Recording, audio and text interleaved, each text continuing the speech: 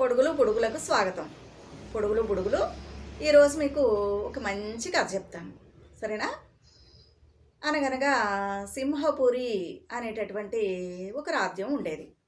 అయితే ఆ రాజ్యంలో అమరుడు అనేటటువంటి ఒక యువకుడు ఉండేవాడు అనమాట. అయితే అతనికి నాన్న వాళ్ళు ఎవ్వరూ లేరు. ప్రతిరోజు ఆ అబ్బాయి ఏం చేసేవాడు, మట్టి తీసుకొచ్చి ఆ మట్టితోటి రకరకాల బొమ్మలు తయారు చేసి వాటికి రంగులు వేసి చక్కగా అమ్ముకుంటూ తన జీవితాన్ని గడుపుతూ ఉండేవాడు అనమాట. ఇంకా అతనికి ఒక పూరిల్లు తప్ప ఇంకా ఏ ఇతర ఆస్తిపాస్తులు లేవన్నమాట. అయితే ఒకరోజు ఆ అబ్బాయి దగ్గరికి ఒక జమీందారు వస్తాడు.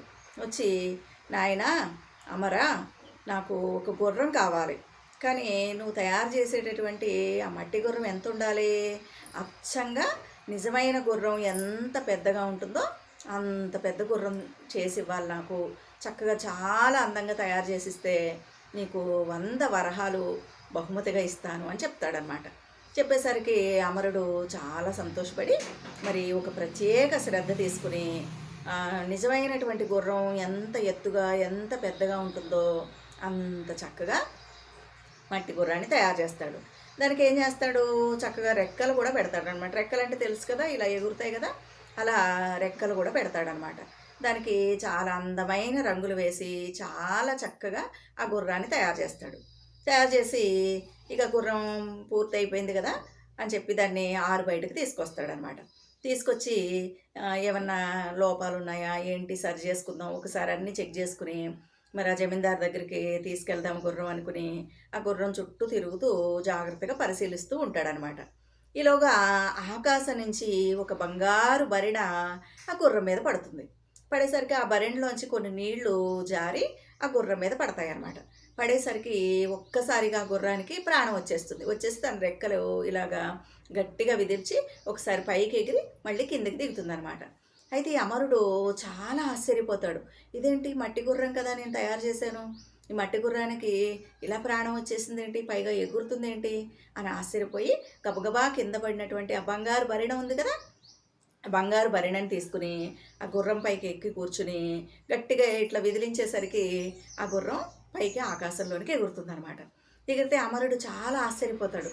ఆ విధంగా ఎగురుకుంటూ ఎగురుకుంటూ ఆకాశ మార్గంలో ప్రయాణం చేస్తూ అది ఒక కొండ మీద ఆగుతుందనమాట.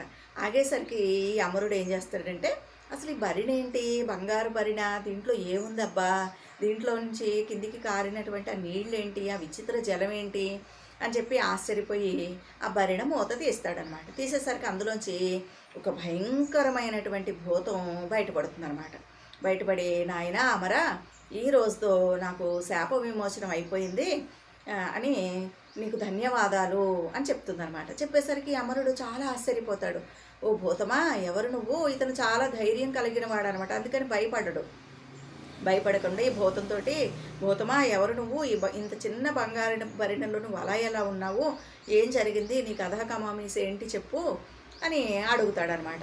అడిగితే ఆ భూతం ఏం చెప్తుందంటే, నేను ఒక గంధర్వుణ్ణి, ఒకరోజు అడవిలో తిరుగుతూ ఉండగా పొరపాటున నా వల్ల చిన్న పొరపాటు జరిగింది. దాంతో ఒక మహర్షి చాలా కోపిష్టి, ఆయన కోపంతో నన్ను ఈ బంగారు భరిణలో మరి ఈ విధంగా భూతంలాగా జీవించు అని నన్ను శపించాడు. నేను ఆయన కాళ్ళ మీద పడి నేను ప్రార్థించాను శాప విమోచనం చెప్పమని. అప్పుడు ఒక మట్టి గుర్రం మీద ఈ బంగారు భరిణలో ఉన్నటువంటి విచిత్ర జలం పడినప్పుడు దానికి ప్రాణం వస్తే గనక నీకు విముక్తి లభిస్తుంది అని చెప్పాడు. ఆ విధంగా నేను 1000 సంవత్సరాల నుంచి ఈ బంగారు భరిణలో బందీగా ఉండిపోయాను. నన్ను ఎవ్వరూ ఇంతవరకు కాపాడలేదు. నీ దయ వల్ల, నీ గుర్రం దయ వల్ల నాకు శాప విమోచనం కలిగింది. ఇన్నాళ్ళు నేను పొదల్లో అలా పడి ఉన్నాను. ఒక పక్షి నన్ను ముక్కుతోటి నోట కరుచుకుని ఎగురుకుంటూ తీసుకువెళ్తూ ఉంటే పొరపాటున దాని ముక్కు నుండి జారి నీ గుర్రం మీద ఈ భరిణ పడింది అని చెప్పి నీకు శుభం కలగాలి, మంచి జరగాలి అని దీవించి ఒక గంధర్వుడిలాగా మారిపోయి అపూర్వమైనటువంటి తేజస్సుతోటి దివ్య కాంతితోటి ఆకాశ మార్గంలోనికి వెళ్ళిపోతాడనమాట. వెళ్ళిపోయేసరికి అమరుడు చాలా ఆశ్చర్యపోయి అరే ఇదేదో బాగుంది కదా అని చెప్పి మళ్ళీ గుర్రం ఎక్కుతాడు. గుర్రాన్ని అదిలించేసరికి మళ్ళీ అది ఆకాశ మార్గంలో ఎగరడం మొదలు పెడుతుంది. ఆ విధంగా ఆకాశం నుంచే కొండలు, గుట్టలు, అడవులు అన్నీ పైనుంచి కిందికి విమానంలో వెళ్తుంటే కిందివన్నీ ఎలా కనిపిస్తాయి, ఆ విధంగా అన్నిటినీ చూసుకుంటూ ఎగురుకుంటూ ఆ విధంగా గుర్రం మీద అలా ప్రయాణం చేస్తూ ఉంటాడనమాట.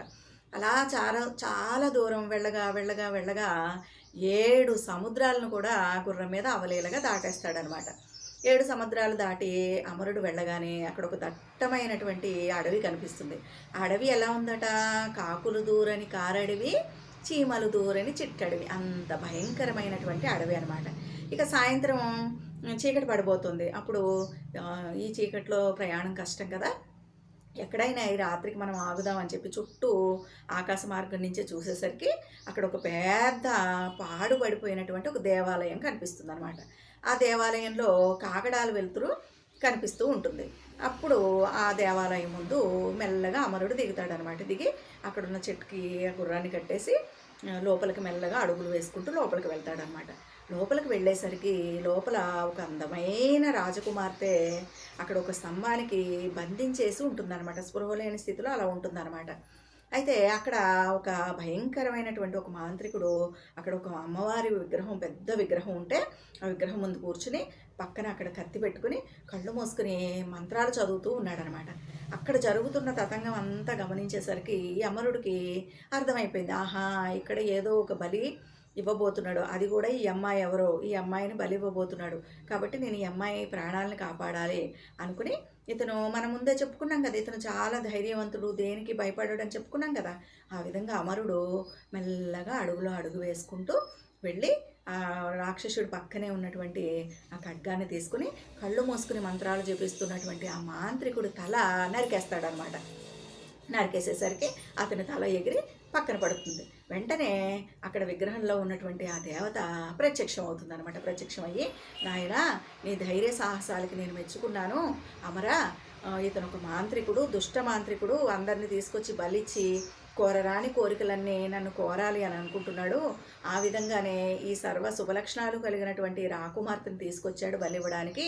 ఈమె ఎవరో కాదు, మీ దేశపు రాకుమార్తె, కాబట్టి నీకు మంచి జరుగుతుంది, జయం కలుగుతుంది, శుభం కలుగుతుంది, ఈ అమ్మాయిని తీసుకెళ్ళి మీ రాజుగారికి అప్పగించు అని చెప్పి ఆశీర్వదించి ఆ దేవత మాయమైపోతుంది అనమాట. మాయమైపోయేసరికి రాకుమారుడు ఏం చేస్తాడు, కాస్త నీళ్ళు తీసుకెళ్ళి ఆ అమ్మాయి ముఖం మీద చిలకరించేసరికి ఆ అమ్మాయి స్పృహలోకి వస్తుందన్నమాట. ఆ విధంగా అమ్మాయిని తీసుకుని ఈ గుర్రం ఎక్కి ఎగురుకుంటూ మళ్ళీ రాకుమారుడు తన రాజ్యానికి వచ్చేస్తాడు, సింహపురి రాజ్యానికి వచ్చేస్తాడు అనమాట. వచ్చేసి రాజుగారి దగ్గరికి రాజుగారిని కలవడానికి వెళ్తాడు. వెళ్ళేసరికి అక్కడ రాజుగారు ఏంటి పాపం ఒక్కగానొక్క అమ్మాయి, ఎవరు తీసుకెళ్ళిపోయారో తెలియదు, ఏమైపోయిందో తెలియదు, అసలు జాడే తెలియదు అని చెప్పి ఎన్నో ప్రకటనలు చేస్తాడనమాట. మా అమ్మాయిని ఎవరైతే తీసుకొస్తారో వాళ్ళకి అర్ధరాజ్యం ఇస్తాను, మా అమ్మాయిని పెళ్లి చేస్తానని ఎన్ని ప్రకటనలు వేసినా, ఎన్ని దండోరాలు వేసినా, ఎన్ని చాటింపులు వేసినా అసలు ఆ అమ్మాయి జాడ ఎవ్వరూ కనిపెట్టలేకపోతారనమాట. అలా ఈ రాకుమారుడు ఏ రాకుమారుడైనా తీసుకొస్తాడేమో అని చెప్పి ఎంతో కాలంగా ఎదురు చూసి ఆ రాజుగారు ఏం చేస్తారంటే మంచం పట్టేస్తారనమాట దిగులుతోటి, ఇంక రాకుమారు దొరకదనుకుని. అలాంటి సమయంలో ఈ అమరుడు అనేటటువంటి యువకుడు ఈ రాకుమారుని తీసుకొచ్చి రాజుగారికి అప్పగిస్తాడనమాట.